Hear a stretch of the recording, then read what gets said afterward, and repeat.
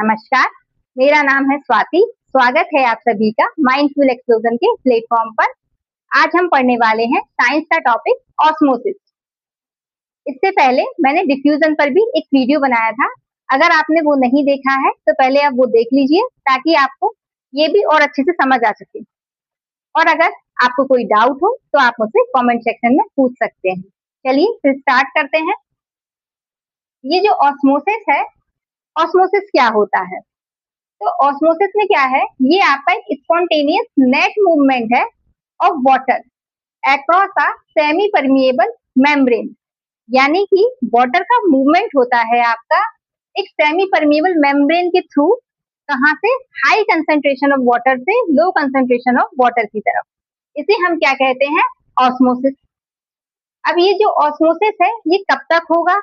ये तब तक होगा जब तक ये जो भी आपने दो सोल्यूशन ले रखे हैं उनमें जो भी सोल्यूट है उसका कंसंट्रेशन सेम नहीं हो जाता, तब तक होगा। तो इसका एम क्या हो जाएगा? To equalise solute concentration on the both side. दोनों साइड जब तक कि बराबर नहीं हो जाता तब तक ये है वाटर का ट्रांसफर होता रहेगा। यहाँ आपको एक डायग्राम दिख रहा है।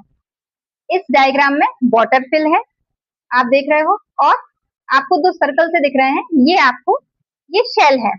ठीक, तो अब हमें ये देखना है कि वाटर का जो ट्रांसफर होगा या मूवमेंट होगा वो शेल की तरफ जाएगा, मतलब शेल के अंदर होगा, या शेल से जो भी उसके अंदर फ्लूइड फिल है वो बाहर की तरफ आएगा, या फिर आपका कोई चेंज ही नहीं आएगा। तो उसके बेस पे जो आपका सोल्यूशन है 3 टाइप का होता है। फर्स्ट है आपका आइसोटोनिक सोल्यूशन, दूसरा होता है हाइपोटोनिक सोल्यूशन, और थर्ड होता है आपका हाइपरटोनिक सोल्यूशन। जो फर्स्ट टाइप है आपका आइसोटोनिक सोल्यूशन, इसमें क्या होता है, जो भी आपने सोल्यूशन ले रखा है और जो इसके अंदर शेल है उन दोनों का क्या है, सोल्यूट का कंसंट्रेशन सेम होता है। तो क्या होगा, जब सेम है तो वाटर का ट्रांसफर होगा ही नहीं कहीं से कहीं की तरफ भी। तो आप देखोगे जो शेल है उनका साइज आपको सिमिलर देखने को मिलेगा। जैसा आपने शेल ले रखे थे बिल्कुल वैसे के वैसे ही शेल का साइज रहेगा।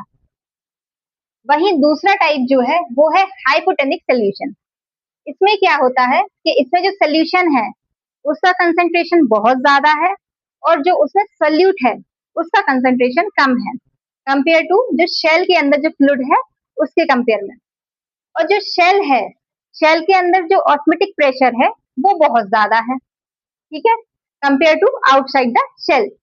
तो इसमें क्या होता है, जो वाटर है वो मूव करता है आपका टुवर्ड्स द शेल, मतलब शेल की तरफ, अंदर की तरफ। और जैसे ही शेल की तरफ, अंदर की तरफ वाटर जो है मूव करता है तो जो शेल है उसका साइज क्या हो जाता है, बढ़ जाता है। तो आप देखोगे शेल का जो साइज है वो आपको लार्ज देखने को मिलेगा। जैसे आप लोग स्प्राउट वगैरह भिगो कर रख देते हो, है ना, या छुआरे वगैरह भिगो कर रखते हो, तो आप देखते हो कि नेक्स्ट डे क्या हो जाता है, उनका साइज लार्ज हो जाता है। क्यों होता है? क्योंकि उसमें हाइपोटेनिक सोल्यूशन होता है और जिसकी वजह से वो फूल कर उनका साइज क्या हो जाता है, लार्ज हो जाता है। इस प्रोसेस को हम क्या कहते हैं? Endosmosis process. और ये जो एंडोऑस्मोसिस प्रोसेस है इसमें जो आपका शेल का साइज लार्ज हो रहा है, ये कई बार तो इतना लार्ज हो जाता है कि शेल आपका बस्ट भी हो जाता है, ठीक है, तो आपको शेल बस्ट होते ही देखने को मिलेगा। वहीं थर्ड टाइप का आपका होता है हाइपरटोनिक सोल्यूशन। अब ये हाइपरटोनिक सोल्यूशन से क्या मतलब है? हाइपरटोनिक सोल्यूशन से मतलब है कि जो सोल्यूशन है ना, उसका क्या है, उसका कंसेंट्रेशन कम है और उसके अंदर जो सोल्यूट है उसका कंसेंट्रेशन ज्यादा है, कंपेयर टू जो शेल के अंदर जो सोल्यूट है उससे कंपेयर में। और जो शेल के अंदर जो ऑस्मोटिक प्रेशर है वो भी क्या है, कम है। अब इसमें क्या होगा, इसमें आप देखोगे जो शेल है, शेल के अंदर जो भी फ्लूइड है वो बाहर की तरफ क्या होगा, ट्रांसफर होना शुरू हो जाएगा। और जब बाहर की तरफ ट्रांसफर होना शुरू हो जाएगा जो शेल का साइज है वो श्रिंक हो जाएगा, है ना।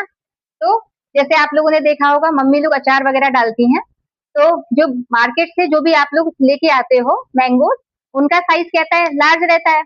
और जब पिकल डल जाता है 4-5 दिन बाद, जब मम्मी लोग धूप में सुखा देती हैं, नमक वगैरह उसमें डाल देती हैं, तो उसके बाद उसका जो साइज है वो श्रिंक हो जाता है ना, और वो अपने ओरिजिनल शेप में भी नहीं रह जाता है। क्यों? क्योंकि उसमें कौन सी प्रोसेस हो रही होती है, एक्सोऑस्मोसिस, यानी शेल के अंदर से जो भी फ्लूइड है वो बाहर की तरफ क्या हो रहा होता है, मूव कर रहा होता है।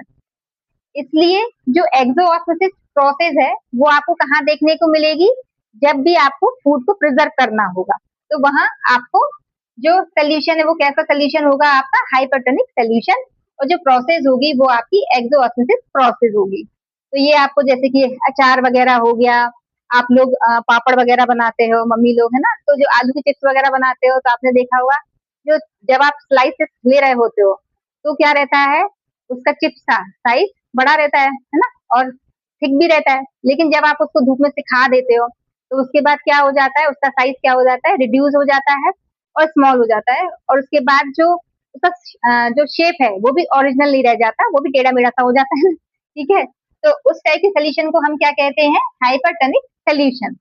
मैंने एक छुआरा ले रखा है जिसका साइज आपको प्रॉपरली समझ आ रहा होगा, है ना। देखिए, इसको मैं क्या करती हूँ, कुछ टाइम के लिए इस वाटर में डिप करके रख देती हूँ या भिगो कर रख देती हूँ, फिर देखते हैं कि इसके साइज में क्या चेंज आता है। चलिए तो रख दें इसको फिर।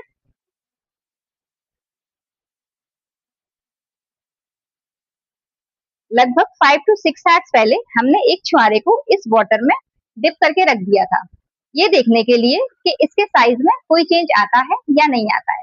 चलिए तो अब हम इसको चेक करते हैं कि इसके साइज में कोई चेंज आया या नहीं आया। जैसे कि हमें समझ आ रहा है कि ये क्या आ गया है, ऊपर आ गया है, इसमें तैरने लगा है। तैरने लगा इट मीन्स ये हल्का हो गया है। और हल्का कब हो गया, क्योंकि इसके अंदर वाटर क्या है, फिल हो गया, जो बाहर था वो वाटर इसके अंदर मूव कर गया। देखें फिर भी, ये देखिए, आपको पहले के कंपेयर में इसका साइज लार्ज दिख रहा होगा, है ना।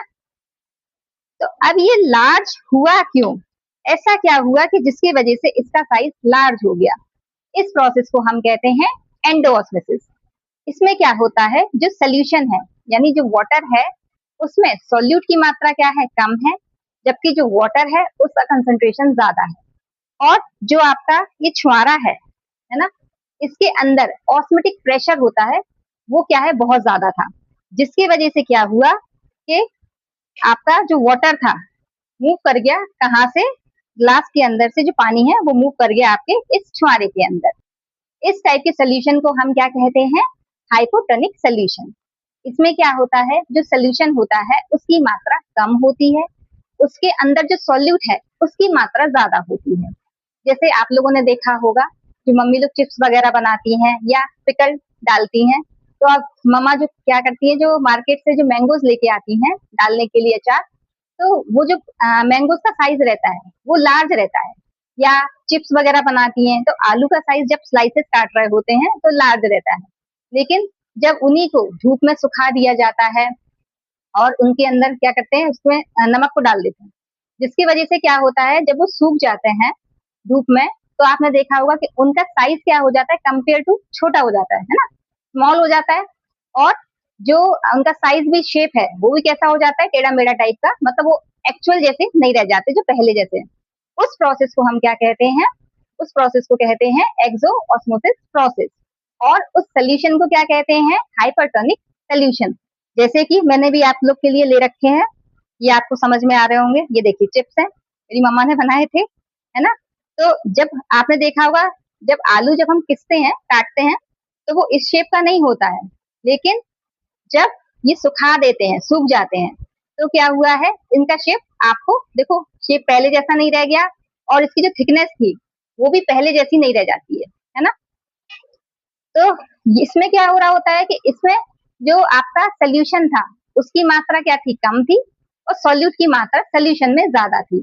और जो शेल था, यानी कि जो आलू का चिप्स हम बना रहे थे, आलू था, उसके अंदर क्या था, जो ऑस्मोटिक प्रेशर था वो कम था, जिसकी वजह से क्या होता है, जो अंदर जो भी फ्लूइड रहता है वो बाहर की तरफ मूव कर जाता है।